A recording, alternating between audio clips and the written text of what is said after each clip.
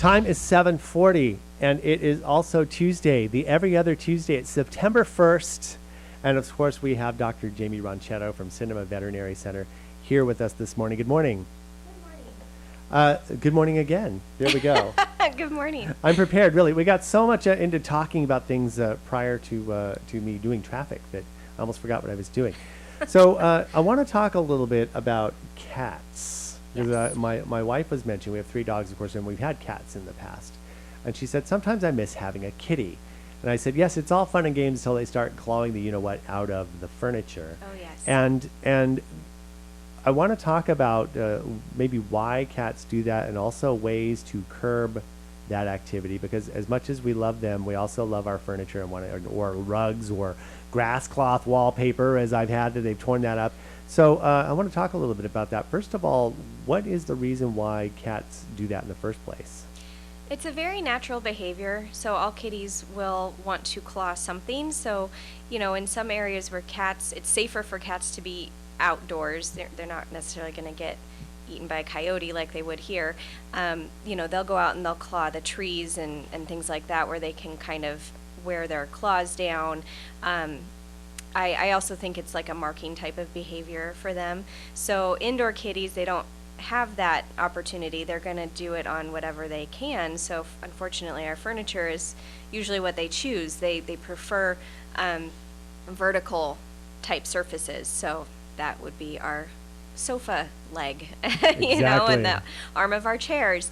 But there are some things we can do to try to help that. They do make different scratching posts, and that can be a frustrating process too. I know my own kitties don't really use them, but they make them in different substances or surfaces, and so it's finding what kind that they prefer, whether it's the big rope kind or they make like a hard cardboard kind that'll tear up a little bit more easily. And they'll make them in different shapes. So it's, again, finding whatever they prefer. So that might be a little bit of a process. They do make soft paws. You were mentioning that to me earlier. Right. That are these little plastic covers that you can put onto your cat's claws. And again, that can work very well.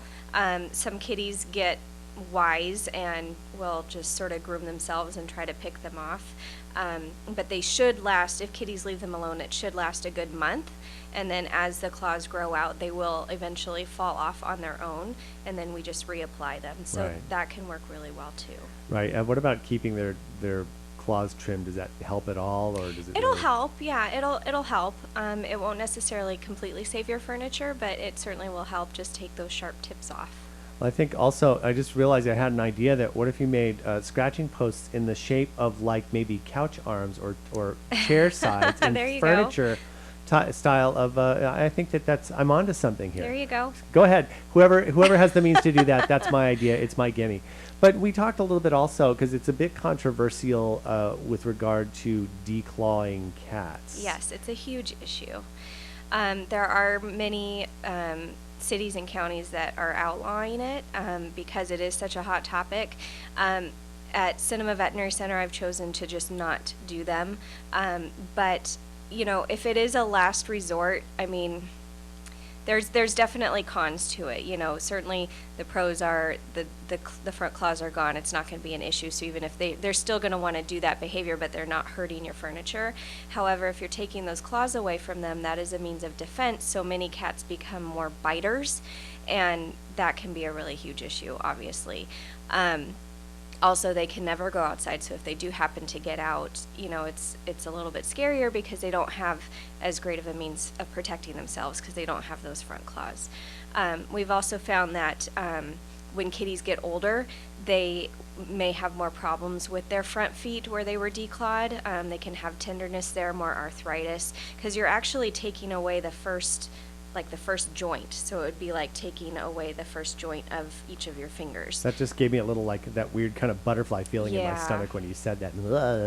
Now, and I mentioned to you also off the air that we had done this way, way, way in the past when it was either a little more acceptable. We had gotten to the point where we tried soft paws. We tried we tried everything else. My wife broke her toe on one of the scratching posts. Actually, that's what we called it, the toe breaker.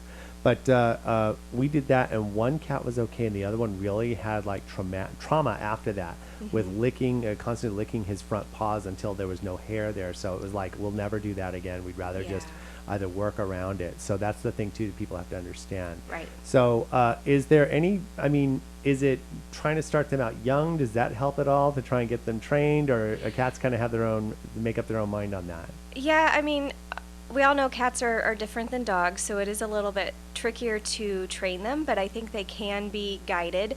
A little bit of give and take might need to happen. In my own household, like I was telling you earlier, I have 3 cats. I started out with just one, and over time I've accumulated them. But with my first kitty, I tried the soft paws for a while, and then he got wise and he started picking them off. And he's really pretty good. There's just one side of one chair that he will not leave alone, so I've just decided you can have that one side of the one chair, leave everything else alone, and that's worked well. And I know that that won't work well for every household, but you know, working with them from a young age, you know, I did use the spray bottle on him as just water bottle and keeping him away from other things, and that seemed to work pretty well too. It's just diligence like anything else. Exactly, and trying to be as consistent as possible with them. Exactly. Well, that's good news also for all of your veterinary needs. Cinema Veterinary Center, located, of course, on Cinema Drive in Valencia, cinemavet.com, 253-9300, best service around, and also they have the really cool online appointment making program and things like that that you can get once you become a patient. So go and see Dr. Ronchetto. Thanks so much again for stopping by. Always a pleasure.